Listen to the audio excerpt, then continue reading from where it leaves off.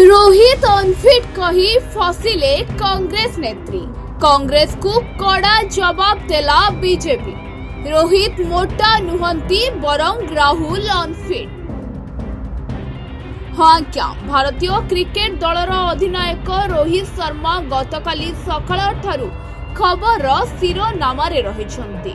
रविवार team India champions trophy शेष league match रे न्यूजीलैंड खराब भाव में परास्त करबा परे आज सेमीफाइनल रे ऑस्ट्रेलिया सह मुकाबला करबाकू जाउछि।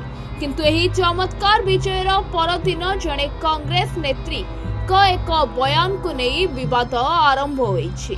कांग्रेस नेत्री भारतीय अधिनायक रोहित शर्मा को उपरे बयान उपरे एबे कड़ा जवाब देइछि बीजेपी।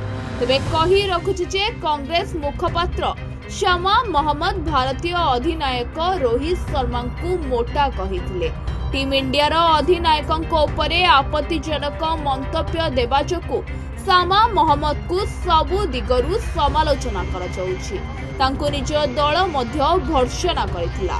बीसीसीआई मध्य एही वक्तव्य को दृढ़ निंदा करिछि। रोहित शर्मा संपर्क में कांग्रेस मुखपात्र शमा मोहम्मद देइथिबा बयान उपरे प्रतिक्रिया रखिछंती बीजेपी विधायक हरिभूषण ठाकुर।